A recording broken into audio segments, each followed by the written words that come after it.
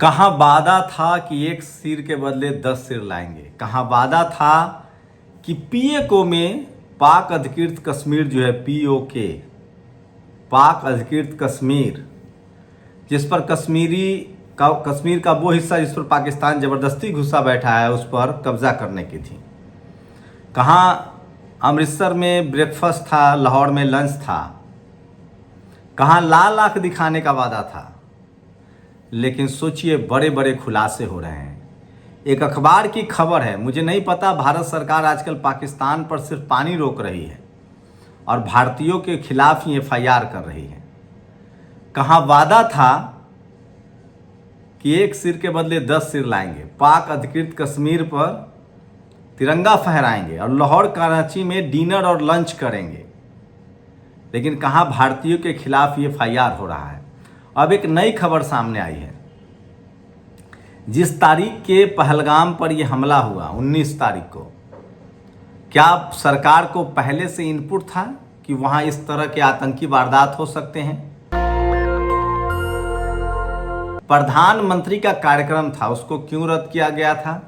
एक बड़ी बैठक भी हुई थी जम्मू कश्मीर को लेकर।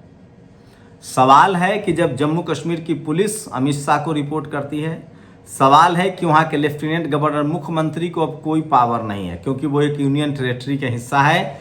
जैसे दिल्ली के चीफ मिनिस्टर जनता के प्रति जिम्मेदार हैं, लेकिन लॉ एंड ऑर्डर जो है वो केंद्र सरकार के जिम्मे है। पुलिस जो है वो गृह मंत्रालय के हिस्से में है, अमित शाह उसके प्रमुख हैं, लेफ्टिनेंट गवर्नर उनके प्रमुख हैं। ऐसे में सवाल तो पूछा जाना चाहिए कि सवाल तो है कि अब तक पता नहीं चल पाया, अब तक उन आतंकियों के सिर क्यों नहीं आए जिन्होंने इन हमले को अंजाम दिया है। लोग सवाल पूछ रहे हैं कि 300 किलोमीटर अंदर तक आए, घंटों गोलियां बरसाई, लोगों से धर्म पूछा और फिर 300 किलोमीटर अंदर चले गए। लेकिन सोचिए, इस देश में एक बात तो आतंकी समझ गए हैं कि इस देश का जो टीवी है वो इस देश का दुश्मन है, और जो आतंकी चाहते हैं वही इस देश का टीवी अखबार चाहता है।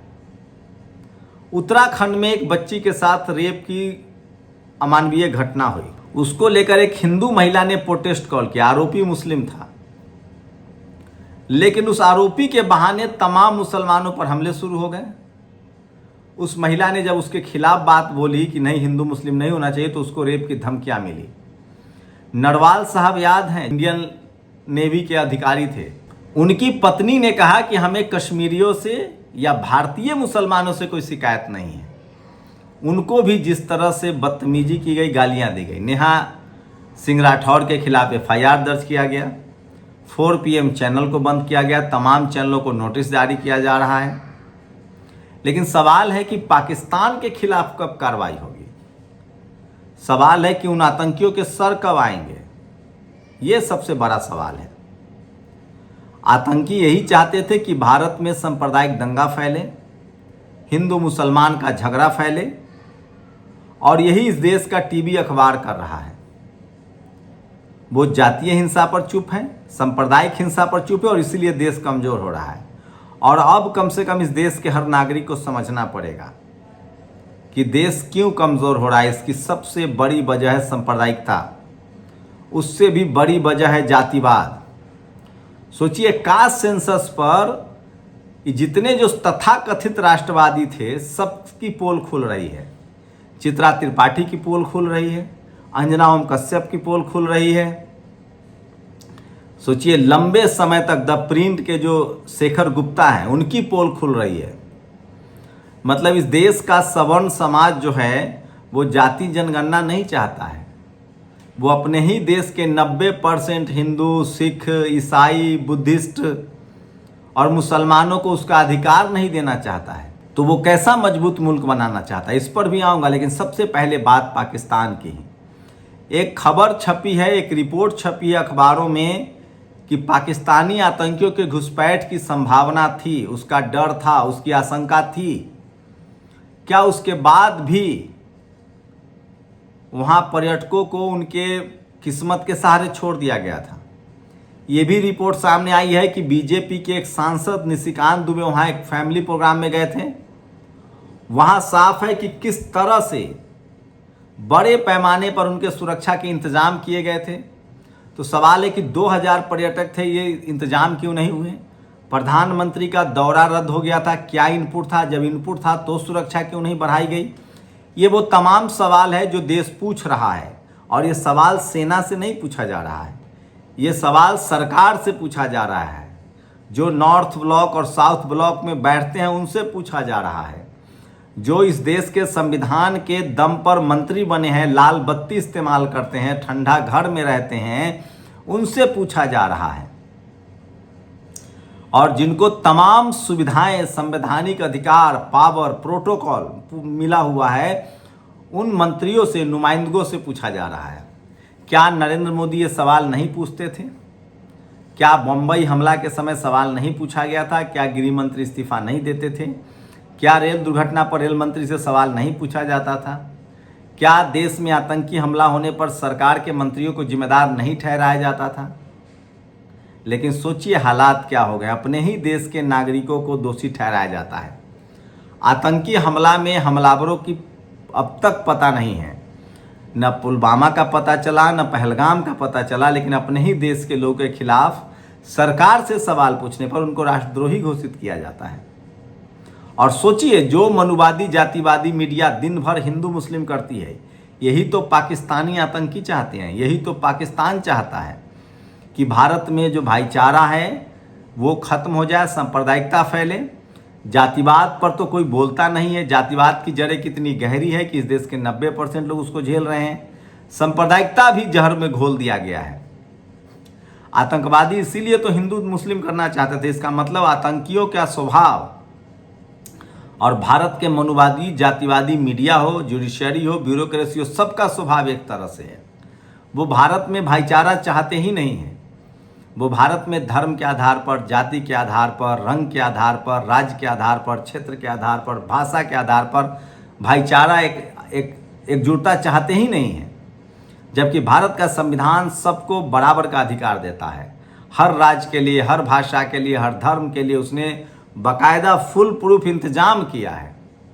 मैं फिर कह रहा हूँ, मनुवादी मीडिया बड़ी गलती कर रही है। एक तो वो सरकार की प्रवक्ता बनी हुई है, और सरकार भी इसी वजह से अंधेरे में। जब तक आपको पता नहीं चलेगा कि आपको टीबी की बीमारी है या आपको कैंसर की बीमारी है, जांच नहीं होगी, और आप डॉक्टर आपका कह देगा कि नहीं आप तो अच्छे हैं, आपको कैंसर है, डायबिटीज है, आपको टीबी, ट्यूबरकुलोसिस है, लीवर किडनी फेल है, और आपका डॉक्टर कहे कि नहीं नहीं आप तो बहुत अच्छे हैं, बस हमें पैसा देते रहिए, आपको कोई बीमारी नहीं है, तो वो डॉक्टर आपके साथ धोखा कर रहा है या आपका हित ऐसी है? वो आपके साथ धोखा कर रहा है। आपकी बीमारी बढ़ती चली जाएगी, आप मर जाएंगे। तो मीडिया वही वॉच डॉग था, उसका काम कुत्ते की तरह भौंकना था, लेकिन वो भौंक नहीं रहा, और इसलिए सरकार को आलोचना नहीं होगी। सरकार को पता नहीं चलेगा कि जनता क्या कर रही है, महंगाई कितनी है, आतंकी हमले हो रहे हैं, सुरक्षा के क्या इंतजाम है। इस देश की बर्बादी के लिए अगर सबसे ज़्यादा कोई जिम्मेदार है तो इस देश की जातिवादी मनुवादी मीडिया है।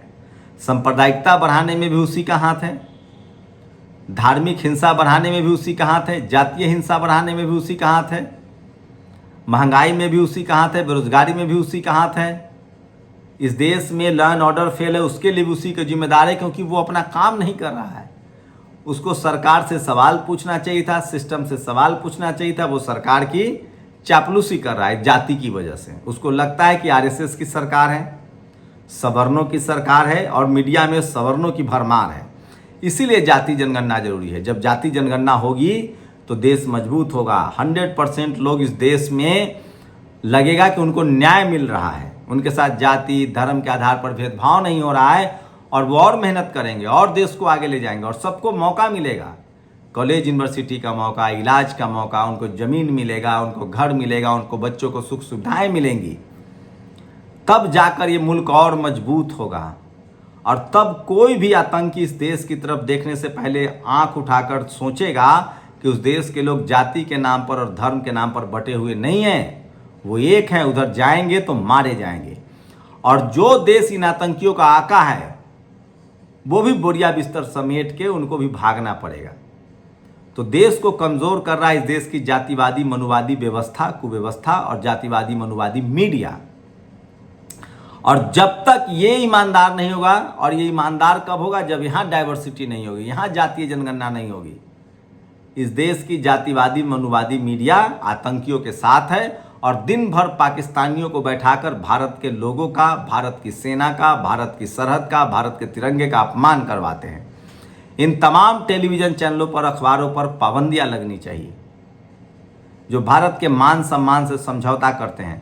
और एक बात, भारत सरकार से सवाल पूछना, सेना से सरकार सवाल पूछना नहीं है। ये टीवी अखबार जो है ये इस देश को बर्बाद कर रहा है। ये जब तक जनता के हितों की खबर नहीं उठाएगा, देश के हितों की खबर नहीं उठाएगा, ये सिर्फ पार्टी के हितों की खबर उठा रहा है और ये सरकार की भाषा बोल रहा है, क्योंकि सरकार से ये डरता है और इसका जातीय समर्थन है आरएसएस के साथ। इसलिए कोई भी मुल्क तब तक तरक्की नहीं करेगा जब तक वहाँ का मीडिया ईमानदार ना हो। कोई भी लोकतंत्र मजबूत नहीं होगा जब तक वहाँ का मीडिया ईमानदार नहीं हो।